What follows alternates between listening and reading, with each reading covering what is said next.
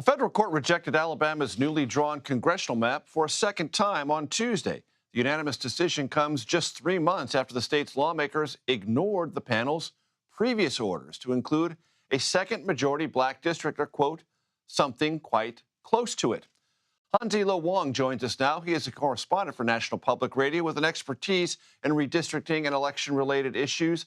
Hansi, it's great to see you. Thanks so much for joining us. In essence, where do things stand in Alabama, and how much is this collision really one about whether the courts prevail, whether the state legislature prevails in deciding what district lines look like?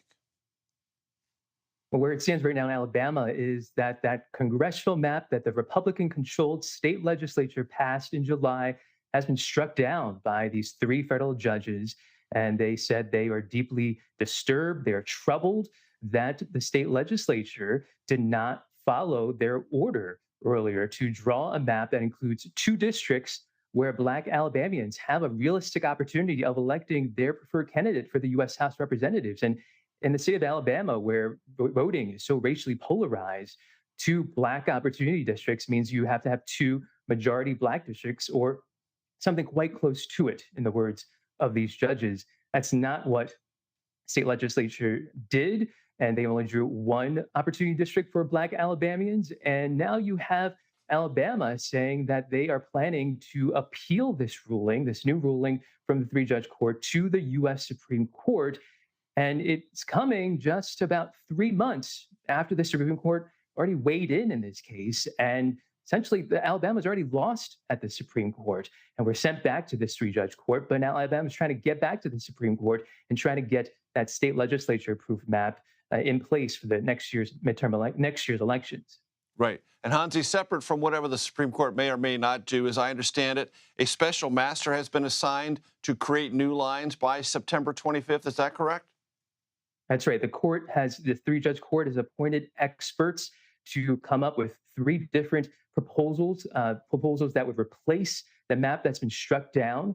And we're going to see a potential hearing in early October if there are any objections to those proposals. And ultimately, the court is preparing to pick a map that would be used for 2024. But in kind of a parallel track, you have this appeal to the Supreme Court. And the question is, will the Supreme Court be willing to step in again and weigh and potentially pause this lower court's ruling and potentially pause this process with these court-appointed map drawers? There's also something happening in litigation over district lines in the neighboring state of Georgia. Catch us up on that, if you'd be so kind. Yeah, there's a related case in Georgia. There's also a related case in Louisiana. They're also, just like in Alabama, cases about Section 2 of the Voting Rights Act, and also about maps being approved, congressional maps, without an adequate number of majority Black districts, according to the federal courts. And also to these challengers of these maps. And so it's likely, given how the Supreme Court ruled back in June in this Alabama case, upholding its past rulings on Section 2 of the Voting Rights Act, that all of these states, unless the Supreme Court changes its mind, all these states are on the path to having more majority Black districts in time for the 2024 elections. And ultimately, that could mean that you might see more Democrats elected from these southern states. And, it's a very thin majority that the Republicans hold right now in the U.S. House. And those additional Democratic pickups could help the Democrats win back the majority in the U.S. House after next year's elections. Hansi, as you well know, people who are debating about the viability of the Voting Rights Act sometimes say that it was gutted by an earlier Supreme Court decision. You've mentioned Section 2 a couple of times. That clearly is an operative part of the Voting Rights Act. Briefly explain what Section 2 does and why it matters in all the states you've just mentioned. The Supreme Court did gut a key section of the Voting Rights Act, but what remains still is this really key part known as Section 2. And there are a lot of protections there for voters of color to ensure that when lines are redrawn after a census, those voting maps are redrawn, that the power of voters of color is not suppressed, that they're able to vote and have a realistic opportunity to elect candidates of their choice based on these redistricting plans. And so this has been a very key section and used in a lot of litigation as part of the redistricting process, frankly.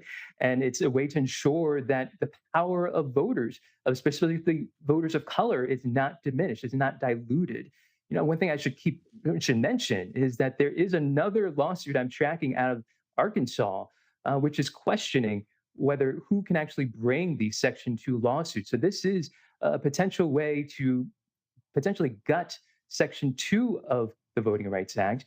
It's a lawsuit that really throws into question whether or not private individuals can bring these lawsuits. And the thing to keep in mind is the majority of Section 2 lawsuits, including many of the lawsuits we've been talking about in Alabama and Georgia and Louisiana, brought by private individuals. But now there is a ruling from a district court judge, a Trump appointee, that says that these private individuals do not have a right to bring these lawsuits. And it's potentially heading to the Supreme Court in the coming months.